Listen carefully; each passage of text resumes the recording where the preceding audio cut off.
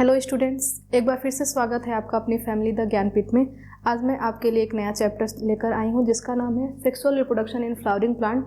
ये जो चैप्टर है ये बोर्ड के एग्जामिनेशन और नीट के एग्जामिनेशन दोनों के लिए बहुत ज़्यादा इंपॉर्टेंट चैप्टर है। तो चलिए आज हम इस चैप्टर के बारे में कुछ स्टडी करते हैं। सबसे पहले हम इंट्रोडक्शन करेंगे। तो इस चैप्टर में हमको सबसे पहले पढ़ना क्या है, जो फ्लावरिंग प्लांट होते हैं, एंजियोस्पर्मिंग प्लांट होते हैं, उनमें जो रिप्रोडक्शन होता है, सेक्सुअल रिप्रोडक्शन होता है, वो किस तरीके से होता है, इसके बारे में हमको स्टडी करनी है। तो सेक्सुअल रिप्रोडक्शन जाने से पहले सबसे पहले हम क्या जानेंगे कि रिप्रोडक्शन क्या होता है। रिप्रोडक्शन एक प्रोसेस होता है जिसके द्वारा कोई ऑर्गेनिज्म अपने ही जैसा ऑर्गेनिज्म बनाने की टेंडेंसी रखता है। ठीक है, रिप्रोडक्शन इज अ प्रोसेस जिसके द्वारा हम क्या करते हैं, अपने ही जैसे नए ऑर्गेनिज्म बनाते हैं, जन्म देते हैं, उसे हम क्या कहते हैं, रिप्रोडक्शन कहते हैं। ठीक, अब हमको पढ़ना है कि फ्लावरिंग प्लांट में सेक्सुअल रिप्रोडक्शन किस तरीके से होता है। तो सेक्सुअल रिप्रोडक्शन पढ़ने से पहले हम क्या जानेंगे कि जो ये सेक्सुअल रिप्रोडक्शन है इसमें कौन कौन से इवेंट्स होते हैं। ठीक है, तो इसमें हम देखते हैं कि 3 इवेंट्स हमको देखने को मिल रहे हैं। पहला प्री फर्टिलाइजेशन इवेंट्स, फर्टिलाइजेशन और पोस्ट फर्टिलाइजेशन इवेंट्स। ठीक है, प्री फर्टिलाइजेशन इवेंट्स, फर्टिलाइजेशन और post fertilization events. Pre fertilization events क्या होते हैं, जो फर्टिलाइजेशन के पहले होते हैं। उसके बाद क्या होगा, प्री फर्टिलाइजेशन के बाद क्या होगा, फर्टिलाइजेशन, और फर्टिलाइजेशन के बाद जो प्रोडक्ट हमको फर्टिलाइजेशन के बाद मिलेगा उसका क्या होगा, पोस्ट फर्टिलाइजेशन इवेंट्स में हम उसकी स्टडी करेंगे। तो सबसे पहले प्री फर्टिलाइजेशन इवेंट्स देखते हैं कि इसमें क्या क्या चीज़ें होती हैं। सबसे पहले प्री फर्टिलाइजेशन में 2 चीज़ें होंगी, गैमीटोजेनेसिस और गैमीट ट्रांसफर, यानी कि गैमीट का बनना और गैमीट का ट्रांसफर होना। गैमीटोजेनेसिस का मतलब क्या होता है, फॉर्मेशन ऑफ गैमीट्स या generation of gametes is known as gametogenesis. और गैमीट ट्रांसफर का मतलब कि गैमीट अगर बन गया है तो वो ट्रांसफर कैसे होगा, उसे हम क्या कहेंगे, गैमीट ट्रांसफर कहते हैं। गैमीटोजेनेसिस 2 तरीके से होता है, मेल में माइक्रोस्पोरोजेनेसिस होगा और फीमेल में मेगास्पोरोजेनेसिस होगा। जो मेल होता है उसमें माइक्रोस्पोरोजेनेसिस होगा और फीमेल में क्या होता है, मेगास्पोरोजेनेसिस होता है। माइक्रोस्पोरोजेनेसिस का मतलब क्या होता है, production of microspore from microspore mother cell is known as microsporogenesis.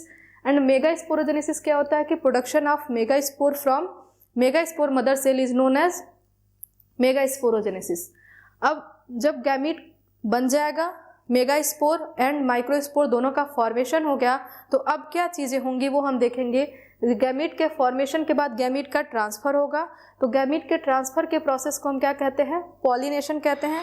Pollination क्या होता है, transfer of pollen grain from anther to stigma of female flower is known as pollination. तो प्री फर्टिलाइजेशन इवेंट्स में हम क्या क्या पढ़ेंगे, गैमीटोजेनेसिस में माइक्रोस्पोरोजेनेसिस एंड मेगास्पोरोजेनेसिस, और गैमीट ट्रांसफर में पॉलिनेशन के बारे में स्टडी करेंगे। उसके बाद से आएगा हमारा फर्टिलाइजेशन क्या होता है। जब हम फर्टिलाइजेशन की स्टडी करेंगे तो जो sexual reproduction in flowering plant, यानी कि जो फ्लावरिंग प्लांट्स होते हैं उसमें एक यूनिक टाइप का फर्टिलाइजेशन होता है जिसे हम क्या कहते हैं, डबल फर्टिलाइजेशन, जिसके बारे में हम आगे डिस्कस करेंगे कि जो डबल फर्टिलाइजेशन होता है वो क्या होता है।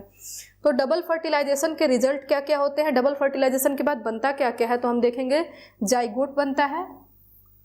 ठीक, जाइगोट जो होता है डिप्लॉयड होता है, और फिर प्राइमरी इंडोस्पर्म न्यूक्लियस बनता है जो कि ट्रिप्लॉयड होता है, इसकी प्लॉयडी 3 होती है। तो डबल फर्टिलाइजेशन का रिजल्ट क्या क्या मिला, सबसे पहले हमको देखने को मिला कि गैमीट का जब फ्यूजन हुआ, फर्टिलाइजेशन हुआ, तो जाइगोट बना, जाइगोट डिप्लॉयड होता है, और जो उसके बाद एक और सेल हमको देखने को मिली जिसका नाम है प्राइमरी इंडोस्पर्म न्यूक्लियस जो कि ट्रिप्लॉयड होता है। इस सब के बारे में हम डिटेल स्टडी करेंगे आगे, अभी हम बस एक ओवरव्यू देख रहे हैं। पोस्ट फर्टिलाइजेशन इवेंट्स में क्या होगा, जाइगोट से एम्ब्रियो बनेगा, प्राइमरी इंडोस्पर्म न्यूक्लियस डेवलप हो जाएगा इंडोस्पर्म में, ओव्यूल जो है वो डेवलप हो जाएगा सीड में, और ओवरी जो है वो डेवलप हो जाएगा फ्रूट में। ठीक है, ये पूरा ओवरव्यू है। इस चैप्टर में हमें ये सारी चीज़ें पढ़नी हैं। अब आगे हम स्टडी करते हैं। फ्लावरिंग प्लांट की बात की गई है तो सबसे पहले हम फ्लावर के बारे में स्टडी करते हैं कि फ्लावर होता क्या है और उसके कैरेक्टर क्या है। चलिए, तो हम फ्लावर के बारे में स्टडी करते हैं। सबसे पहले हम देखेंगे कि जो फ्लावर होते हैं, flowers are the site of sexual reproduction. Flowering plant में जो फ्लावर होता है वही क्या होता है, सेक्सुअल रिप्रोडक्शन का साइट होता है, यानी कि जो फ्लावरिंग प्लांट होते हैं उसमें सेक्सुअल रिप्रोडक्शन जो कंडक्ट करवाता है वो कौन करवाता है, फ्लावर करवाता है। Flower is a modification of suit. Suit क्या होता है, जो प्लांट होता है, प्लांट नीचे की तरफ जो ग्रो करता है उसे क्या कहते हैं, रूट कहते हैं, रूट एपिकल मेरिस्टेम। और जो ऊपर की तरफ ग्रो करता है उसे हम सूट एपिकल मेरिस्टेम कहते हैं। तो ये जो सूट एपिकल मेरिस्टेम होता है यही मॉडिफाइड होके सूट में भी चेंज होता है, ठीक है। तो जो फ्लावर होता है वो किसका मॉडिफिकेशन होता है, सूट का मॉडिफिकेशन होता है, यानी कि ऊपर वाले पार्ट का मॉडिफिकेशन होता है। Reproductive unit of flowering plant, जो फ्लावर होता है वही क्या होता है, रिप्रोडक्टिव यूनिट होता है फ्लावरिंग प्लांट का, क्योंकि सेक्सुअल रिप्रोडक्शन वहीं पे कंडक्ट होता है। Flowers are morphological and embryological marvels, ठीक है। ये बहुत ही इंपॉर्टेंट पॉइंट है क्योंकि ये PYQ रह चुका है। जो फ्लावर्स होते हैं वो क्या होते हैं, मॉर्फोलॉजिकल और एम्ब्रियोलॉजिकल मार्वेल्स होते हैं। इसको हम कैसे समझते हैं, मॉर्फोलॉजिकल का मतलब कि एक सिंगल फ्लावर है, उसी के अंदर मेल पार्ट भी है, फीमेल पार्ट भी है, ठीक। उसमें कलरफुल भी होते हैं फ्लावर, और उनकी मॉर्फोलॉजी जो हम देखते हैं अलग अलग तरीके की दिखाई देती है। एम्ब्रियोलॉजिकल मार्वेल्स की बात करें तो क्या होता है कि इसमें मेल और फीमेल पार्ट दोनों पाया जा रहा है, और जो फीमेल का एम्ब्रियो डेवलपमेंट है वो फ्लावर के अंदर ही देखने को मिलता है, इसीलिए हम इसको एम्ब्रियोलॉजिकल मार्वेल भी कहते हैं, ठीक है। अब हम बात करेंगे कि जो फ्लावर होते हैं वे उसमें 4 होल्स पाए जाते हैं, जिसमें क्या आ जाएगा, calyx, Corolla, androecium and gynoecium. जो कैलिक्स एंड कोरोला होता है उसे हम क्या कहते हैं, एसेसरी और नॉन इसेंशियल ऑर्गन कहते हैं। एसेसरी और नॉन इसेंशियल ऑर्गन को हम ऐसे समझते हैं कि ऐसे ऑर्गन जो मेन ऑर्गन नहीं है उस फंक्शन को मदद करने में, जैसे कि हम रिप्रोडक्शन की बात कर रहे हैं तो ये मेन ऑर्गन तो नहीं है जो रिप्रोडक्शन में मदद करते हैं, लेकिन ये क्या करते हैं, जो एंड्रोसियम एंड गाइनोसियम है उसकी हेल्प करते हैं रिप्रोडक्शन कंडक्ट करवाने में, ठीक है। एसेसरी या नॉन इसेंशियल ऑर्गन वो होते हैं जो मदद करते हैं रिप्रोडक्शन को कंडक्ट करवाने के लिए, लेकिन मेन ऑर्गन नहीं होते हैं। रिप्रोडक्शन के लिए मेन ऑर्गन कौन होता है, मेल में एंड्रोसियम और फीमेल का गाइनोसियम। ये क्या होता है, रिप्रोडक्टिव यूनिट होते हैं, या इसे हम इसेंशियल ऑर्गन कहते हैं, क्योंकि यही जो एंड्रोसियम और गाइनोसियम है यहीं पे जो रिप्रोडक्शन का काम है वो यहीं पे होता है, ठीक है। फिर हम स्ट्रक्चर देखते हैं फ्लावर का। जो फ्लावर होता है उसमें ये क्या है, थैलेमस है, ये थैलेमस या इसे हम रिसेप्टिकल भी कहते हैं। थैलेमस के बगल में हमको देखने को मिल रहा है ये कैलिक्स होता है। कैलिक्स जो होता है उसे कंबाइनली क्या कहते हैं, सेपल्स कहते हैं, और ये ग्रीन कलर का होता है। जो कैलिक्स होता है वो ग्रीन कलर का होता है। सबसे आउटर मोस्ट होल होता है जो कि बड को प्रोटेक्ट करता है। जब फ्लावर बहुत छोटा होता है, बड के रूप में होता है, तो उसे प्रोटेक्ट कौन करता है, कैलिक्स प्रोटेक्ट करता है, ठीक। इस तरीके से कैलिक्स चारों तरफ से ऐसे जो फ्लावर होता है उसको, उसके बड को इस तरीके से घेरे रहता है इसको प्रोटेक्ट करने के लिए। फिर हम आगे पढ़ेंगे कि ये क्या है, जो कलरफुल दिख रहा है हमको वो पेटल्स होता है, और पेटल्स को कंबाइनली हम क्या कहते हैं, बहुत सारे पेटल्स को एक साथ हम कोरोला कहते हैं। ये ब्राइट कलर्ड के होते हैं और सेंटेड भी होते हैं। ये ब्राइट कलर और सेंटेड इसलिए होते हैं ताकि ये पॉलिनेटर्स को क्या कर सके, अट्रैक्ट कर सके, ताकि तरह तरह के पॉलिनेटर्स इनके पास आएँ और पॉलिनेशन में मदद करवाएं, ठीक है। फिर ये जो हिस्सा है इसे हम क्या कहते हैं,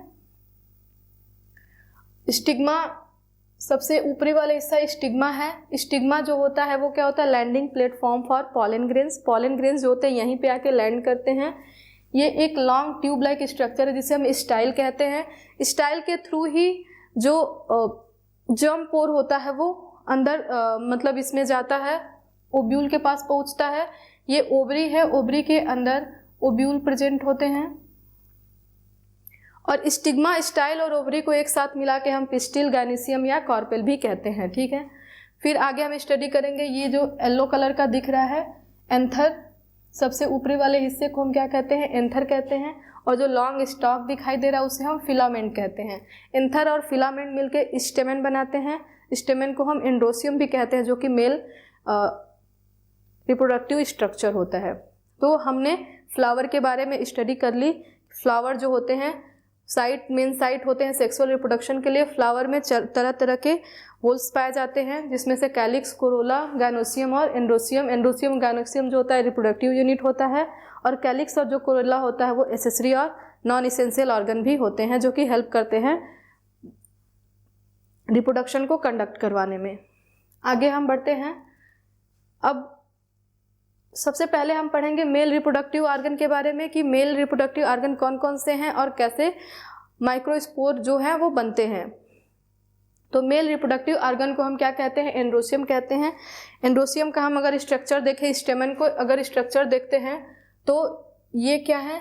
सबसे ऊपरी वाला हिस्सा एंथर है, और ये नीचे वाला जो हिस्सा है ये थैलेमस से अटैच्ड होता है। जो थैलेमस से अटैच्ड होता है उसे हम क्या कहते हैं? प्रॉक्सिमल एंड कहते हैं, जो कि फ्लावर के थैलेमस से अटैच्ड होता है। और जो थैलेमस से थोड़ा दूर होता है उसे हम क्या कहते हैं? डिस्टल एंड कहते हैं।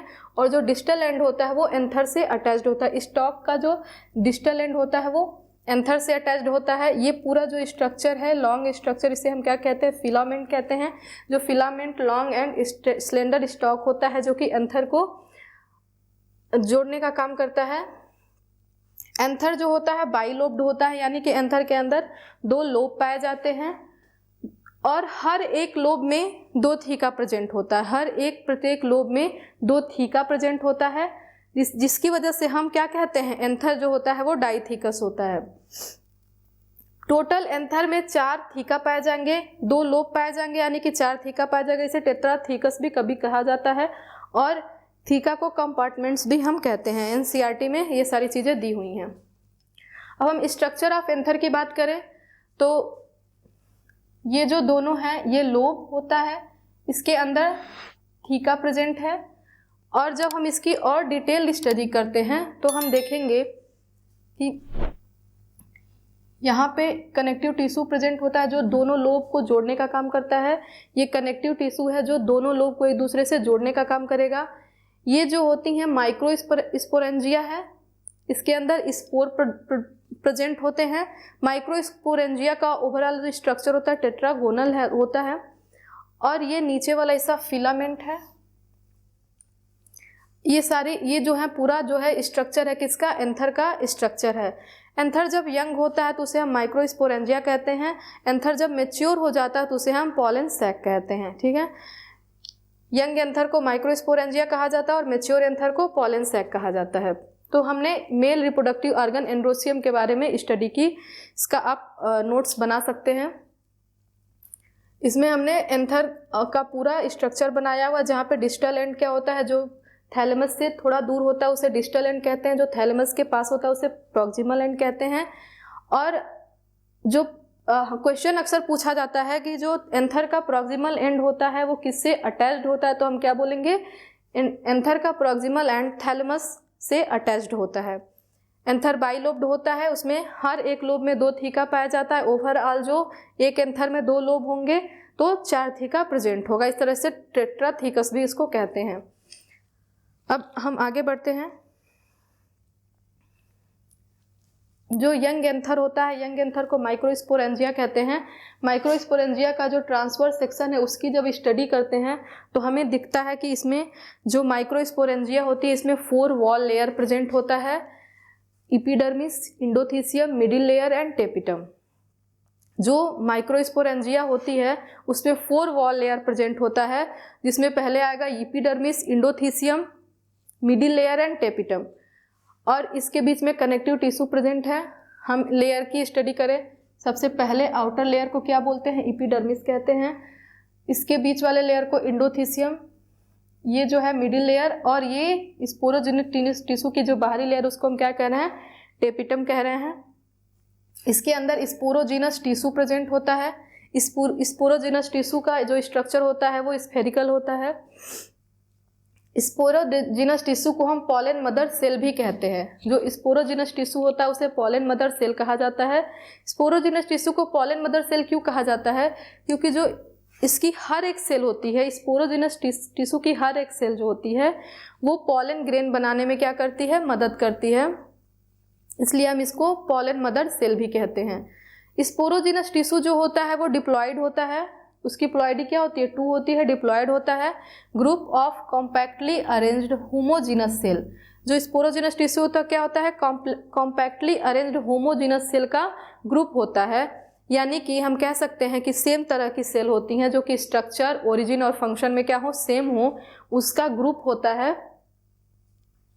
और जो स्पोरोजीनस टिश्यू होता है वो हर एक माइक्रोस्पोरेंजिया के सेंटर में प्रेजेंट होता है। ठीक है, अब जब हम इसका और डिटेल स्टडी करते हैं, लेयर जो वॉल लेयर होती है उसकी जब स्टडी करते हैं तो हम देखेंगे कि सबसे बाहरी वाले हिस्से को क्या कहते हैं, एपिडर्मिस। सबसे जो बाहरी वाला हिस्सा होता है वो क्या होता है, एपिडर्मिस, जिसकी सेल जो होती हैं वो फ्लैट होती हैं। उसके बाद वाला हिस्सा इंडोथीसियम होता है। इंडोथीसियम की जो सेल होती हैं वो रेडियली अरेंज्ड होती हैं। इंडोथीसियम की जो सेल होती है वो रेडियली अरेंज्ड होती हैं। उसके बाद मिडिल लेयर आता है। मिडिल लेयर के बाद टेपिटम प्रेजेंट होता है। जो टेपिटम होता है मिडिल लेयर के बाद टेपिटम प्रेजेंट होता है। टेपिटम की कुछ कैरेक्टरिस्टिक फीचर होते हैं, हम देखते हैं। जो टेपिटम होता है उसमें मल्टी न्यूक्लियस प्रेजेंट होता है, यानी कि एक ही सेल में एक से अधिक न्यूक्लियस प्रेजेंट होते हैं। मल्टी न्यूक्लिएटेड कंडीशन देखने को मिलता है टेपिटम के अंदर। ये अक्सर पूछा जाता है कि कौन सी वॉल लेयर होती है जिसके अंदर मल्टी न्यूक्लिएटेड कंडीशन होता है, तो हम कहेंगे कि टेपिटम। दूसरा क्या है, डेंस साइटोप्लाज्म। जो टेपिटम होते हैं इसके साइटोप्लाज्म क्या होते हैं, डेंस होते हैं। और ये क्या करता है, नरिशमेंट प्रोवाइड करता है डेवलपिंग एम्ब्रियो को। जो टेपिटम होता है वो एम्ब्रियो के, डेवलपिंग एम्ब्रियो को नरिशमेंट प्रोवाइड करने का काम करता है। फिर हम आगे बढ़ेंगे, माइक्रोस्पोरोसाइट। ये जो होता है ये सेल, ये स्पोरोजीनस टिश्यू है जिसे हम माइक्रोस्पोरोसाइट भी कहते हैं। यानी कि ऐसी सेल जो माइक्रोस्पोर का क्या करती हो, प्रोडक्शन करती हो, उसे हम माइक्रोस्पोरोसाइट भी कहते हैं। ठीक है, तो टेपिटम क्या होता है, टेपिटम जो होता है वो मल्टी न्यूक्लिएटेड होता है, डेंस साइटोप्लाज्म पाया जाता है और ये मदद करता है, नरिशमेंट प्रोवाइड करता है किसको, पॉलन ग्रेन को। ये पॉलन ग्रेन को नरिशमेंट प्रोवाइड करने का काम करता है। यहाँ तक की बातें क्लियर हैं। स्पोरोजीनस टिश्यू क्या होता है, माइक्रोस्पोरेंजिया। सबसे पहले हमने माइक्रोस्पोरेंजिया की स्ट्रक्चर देखा। माइक्रोस्पोरेंजिया में 4 स्पोरोजीनस टिश्यू पाए जा रहे हैं, हर एक कोने पे 4 स्पोरोजीनस टिश्यू पाए जा रहे हैं। और हर एक स्पोरोजीनस टिश्यू की जो सेल होती हैं वो, उन्हें हम पॉलन मदर सेल कहते हैं क्योंकि वो रिस्पॉन्सिबल होती हैं पॉलन ग्रेन बनाने के लिए। फिर हमने जब इसका भी स्ट्रक्चर डिटेल स्टडी की तो हमें वॉल लेयर को देखा। सबसे पहले एपिडर्मिस। एपिडर्मिस की सेल जो होती हैं फ्लैट होती हैं। इंडोथीसियम की सेल जो होती है रेडियली अरेंज्ड होती हैं। फिर हमने देखा मिडिल लेयर। मिडिल लेयर के बाद आता है टेपिटम। टेपिटम जो होता है सबसे इंपॉर्टेंट लेयर है, यहाँ पे इसके बारे में बहुत बार क्वेश्चन आया हुआ है। टेपिटम जो होते हैं मल्टी न्यूक्लिएटेड होते हैं, यानी कि इसमें बहुत सारे न्यूक्लियस होते हैं, एक से अधिक न्यूक्लियस होते हैं। इनका जो साइटोप्लाज्म होता है डेंस होता है और ये पॉलन ग्रेन को क्या प्रोवाइड करते हैं, न्यूट्रिशन प्रोवाइड करते हैं। इसके आगे हम देखेंगे माइक्रोस्पोरेंजिया। माइक्रोस्पोरेंजिया के बारे में देखेंगे। A typical microsporangia has 4 wall layer. जो एक टिपिकल माइक्रोस्पोरेंजिया होती है उसमें 4 वॉल लेयर्स होते हैं, जिसमें सबसे पहले क्या आएगा, एपिडर्मिस, इंडोथीसियम, एपिडर्मिस, इंडोथीसियम और मिडिल लेयर। ये जो आउटर मोस्ट लेयर होती हैं एपिडर्मिस, इंडोथीसियम और मिडिल लेयर की, ये जो लेयर होती हैं ये क्या करती हैं, एंथर को प्रोटेक्शन प्रोवाइड करती हैं।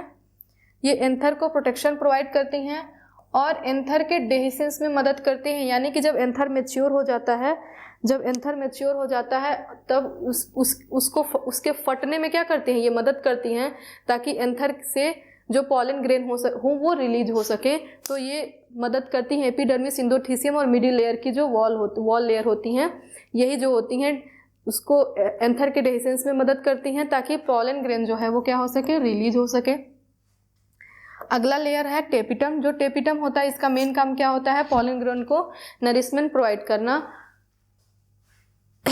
और इसका एक कैरेक्टरिस्टिक फीचर और होता है कि इसमें एक से अधिक न्यूक्लियस पाए जाते हैं। हम नोट ये एनसीईआरटी की लाइन है जो दी हुई है कि नंबर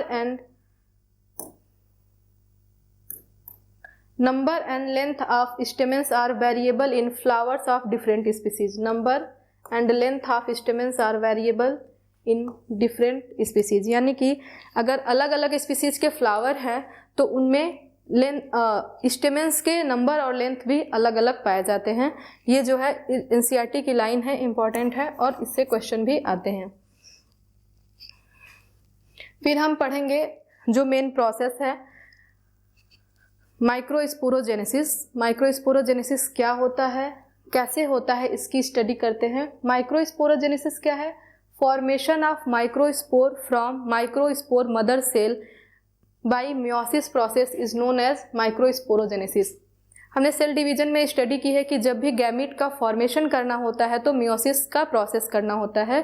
माइटोसिस का जो प्रोसेस होता है वो सेल के ग्रोथ में मदद करता है, लेकिन जो मियोसिस का प्रोसेस होता है उसके थ्रू हम गैमीट का फॉर्मेशन करते हैं।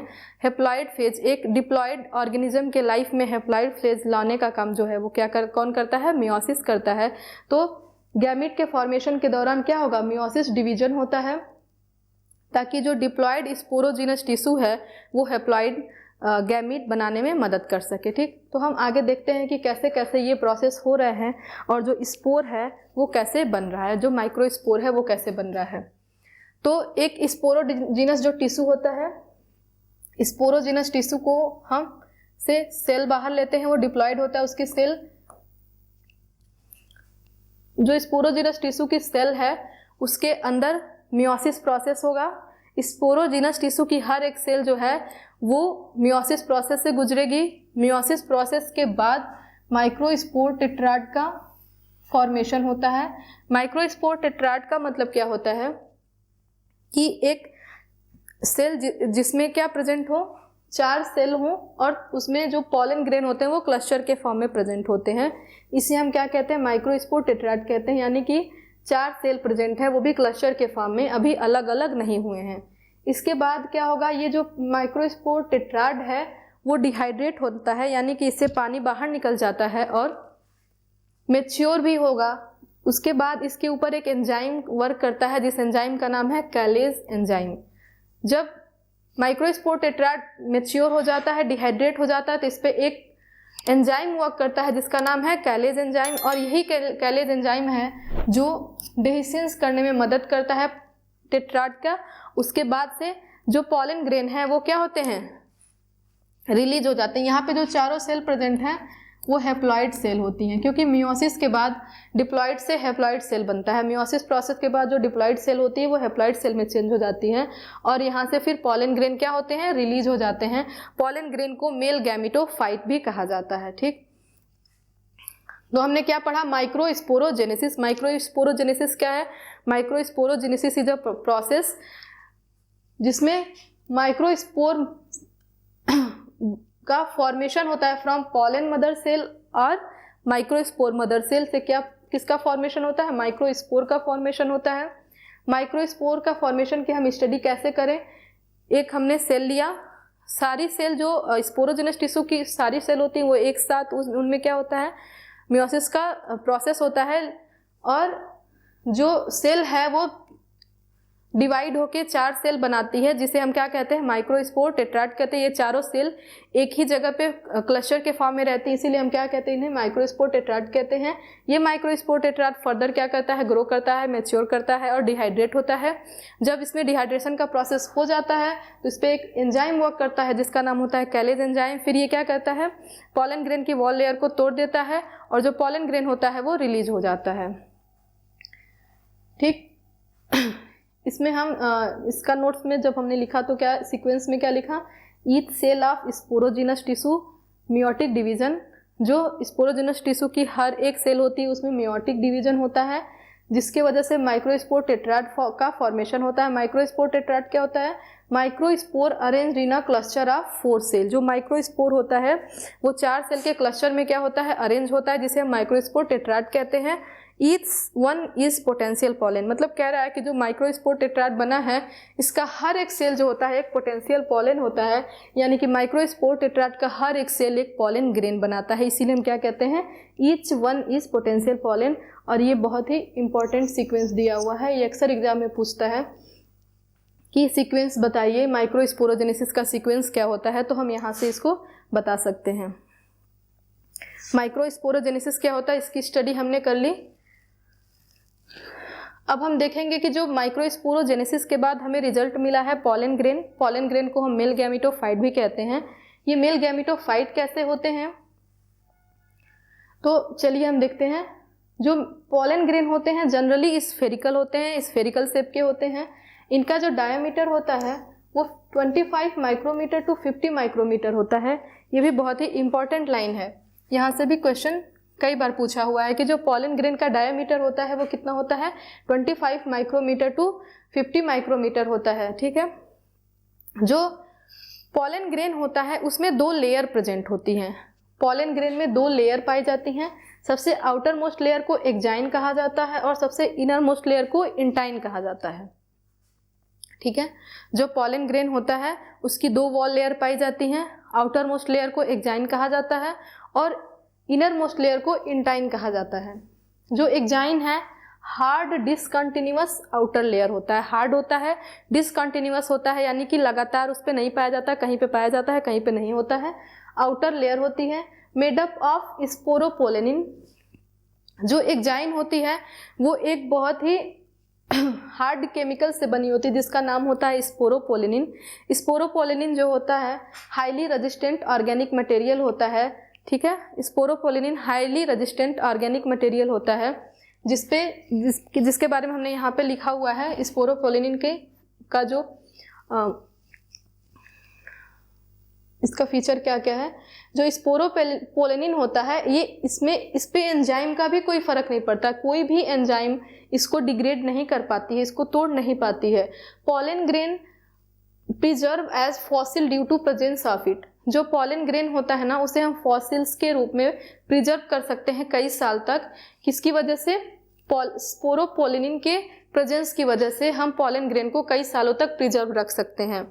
It can tolerate high temperature and strong acid and alkali. मतलब जो स्पोरोपोलेनिन होता है वो बहुत ही हाई टेम्परेचर को भी टॉलरेट कर सकता है, डिग्रेड नहीं होता है। नॉर्मल कितना भी हार्ड कंडीशन आ जाए, कितना भी हाई टेम्परेचर आ जाए, कितना भी एसिडिक चीज़ें उस पर डाली जाए या कितना भी एल्केलाइन मीडियम में उसको डाला जाए, स्पोरोपोलेनिन पे कोई फर्क नहीं पड़ता है। बहुत ही ज़्यादा रेजिस्टेंट मटेरियल होता है जो कि जिसका एक्जाइन बना होता है। इस स्पोरोपोलेनिन की वजह से ही जो पॉलन ग्रेन होता है उसको हम कई सालों तक प्रिजर्व करके रख सकते हैं। फिर इंटाइन की बात करें तो इंटाइन जो होता है इनर मोस्ट लेयर होता है। ये इसकी वॉल जो होती है कंटिन्यूअस होती है, ये थिन भी होता है और जो इंटाइन होता है वो सेलुलोज और पेक्टिन का बना होता है। एक्जाइन किसका बना होता है, स्पोरोपोलेनिन का बना होता है, और जो इंटाइन होता है वो सेलुलोज और पेक्टिन का बना होता है। स्पोरोपोलेनिन का हमने फीचर भी देख लिया। स्पोरोपोलेनिन बहुत ही हार्ड ऑर्गेनिक मटेरियल होता है, रेजिस्टेंट मटेरियल होता है जो कि किसी भी एंजाइम के द्वारा टूट नहीं सकता। पॉलन ग्रेन को प्रिजर्व किया जाता है फॉसिल के रूप में क्योंकि उसका जो एक्जाइन होता है किसका बना होता है, स्पोरोपोलेनिन का बना होता है। स्पोरोपोलेनिन जो होता है वो high temperature, strong acidic medium, strong alkali medium को भी टॉलरेट कर सकता है। फिर हम स्ट्रक्चर ऑफ पॉलन ग्रेन को देखेंगे। स्ट्रक्चर ऑफ पॉलन ग्रेन में सबसे बाहरी लेयर को एक्जाइन कहा जाता है, सबसे इनर वाली लेयर है वो क्या है, इंटाइन है। ये जो होती है सेल मेम्ब्रेन। जो पॉलन ग्रेन होता है ना इसमें 2 तरह के सेल पाए जाते हैं। जो पॉलन ग्रेन होता है इसमें 2 तरह के सेल पाए जाते हैं, पहला वेजिटेटिव सेल और दूसरा जनरेटिव सेल। जो वेजिटेटिव सेल है वो बड़ा होता है, वेजिटेटिव सेल क्या होता है, बिगर होता है और इर्रेगुलर शेप का होता है। ठीक है, बड़ा होता है और इसमें जो न्यूक्लियस पाया जाता है वो इरेगुलर होता है। ठीक, जो जनरेटिव सेल होता है, छोटा वाला सेल, छोटा वाला जो हिस्सा होता है उसे हम क्या कहते हैं, जनरेटिव कहते हैं। इसको हम ऐसे याद रख सकते हैं कि बी से वेजिटेटिव सेल और बी से बिगर, बी से वेजिटेटिव सेल और बी से बिगर को हम इसमें देखेंगे कि जो वेजिटेटिव सेल होती है, वेजिटेटिव सेल बिगर होती है, इरेगुलर न्यूक्लियस पाया जाता है, इसमें अबंडेंट फूड मटेरियल्स पाए जाते हैं जो कि पोलन ग्रेन के जो गैमीट बनते हैं उनके न्यूट्रिशन में मदद करता है। फिर हम जो जनरेटिव सेल होता है उसकी बात करते हैं। जनरेटिव सेल का जो न्यूक्लियस होता है स्पिंडल शेप का होता है। जनरेटिव सेल स्मॉलर होता है in compare to vegetative cell, और जो वेजिटेटिव सेल होता है उसके साइटोप्लाज्म में फ्लोट करता है। कौन? Generative cell. जनरेटिव सेल का जो न्यूक्लियस होता है स्पिंडल शेप का होता है, और जनरेटिव सेल का जो साइटोप्लाज्म होता है वो डेंस होता है in compare to vegetative cell. आगे हम कुछ चीज़ें इंपॉर्टेंट चीज़ें हैं जिसके बारे में देखेंगे। जो 60% एंजियोस्पर्मिक प्लांट होते हैं, 60% एंजियोस्पर्मिक प्लांट में जो पॉलन ग्रेन होता है वो 2 सेल्ड स्टेज पे ही क्या हो जाता है, सेड हो जाता है, झड़ जाता है 2 सेल्ड स्टेज पे, जिसमें 2 सेल होती है, पहला वेजिटेटिव सेल और दूसरा जनरेटिव सेल। वेजिटेटिव और जनरेटिव सेल होती है तभी वो क्या होता है, सेड हो जाता है। 60% एंजियोस्पर्म में ये कंडीशन है कि 60% एंजियोस्पर्मिक जो प्लांट होते हैं उनमें पॉलन ग्रेन जो होता है वो 2 सेल्ड स्टेज पे ही क्या हो जाता है, सेड आउट हो जाता है। जो जनरेटिव सेल होता है वो बाद में जब फीमेल पार्ट के अंदर पहुंच जाता है तो वहां पे माइटोसिस के द्वारा 2 सेल और बनाता है, जिसे हम क्या कहते हैं, 2 मेल गैमिट बनाते हैं। यही 2 मेल गैमिट जो है वो ओव्यूल में, ओवरी में क्या करते हैं, एंट्री करते हैं। तो 60% एंजियोस्पर्मिक प्लांट में पॉलन ग्रेन जो होता है 2 सेल स्टेज पे सेड हो जाता है, जिससे जो कि कौन से 2 सेल होते हैं, वेजिटेटिव सेल और जनरेटिव सेल। ये जो जनरेटिव सेल है ये फीमेल पार्ट में पहुंचने के बाद फिर से माइटोटिकली डिवाइड करता है 2 पार्ट में, जो कि 2 मेल गैमिट बना लेता है। रिमेनिंग 40% जो एंजियोस्पर्मिक प्लांट होते हैं वो 3 सेल्ड स्टेज में सेड करते हैं। इसका मतलब ये हुआ कि वेजिटेटिव सेल तो होगा ही, जो जनरेटिव सेल होता है वो फीमेल पार्ट में पहुंचने से पहले ही माइटोसिस प्रोसेस के द्वारा 2 मेल गैमेट में चेंज हो जाता है, एक वेजिटेटिव सेल और 2 मेल गैमेट जो कि जनरेटिव सेल डिवाइड होके बनाया हुआ है। तो कुछ जो 40% एंजियोस्पर्मिक प्लांट हुए 3 सेल स्टेज पे सेड हो जाते हैं, और 60% एंजियोस्पर्मिक प्लांट है जो 2 सेल स्टेज पे ही सेड हो जाते हैं। इसको याद रखने का तरीका हम याद रख सकते हैं 120 रिजल्ट क्या आना चाहिए, कोई भी एंजियोस्पर्मिक प्लांट हो उसमें सेड होने की रिजल्ट क्या आना चाहिए, 120 आना चाहिए। तो अगर 60% एंजियोस्पर्मिक प्लांट है तो 120 आने के लिए हमको क्या करना होगा, 2 से मल्टीप्लाई करना होगा, यानी कि ये क्या हो जाएगा, आंसर हमारा कितना आ जाएगा, 120।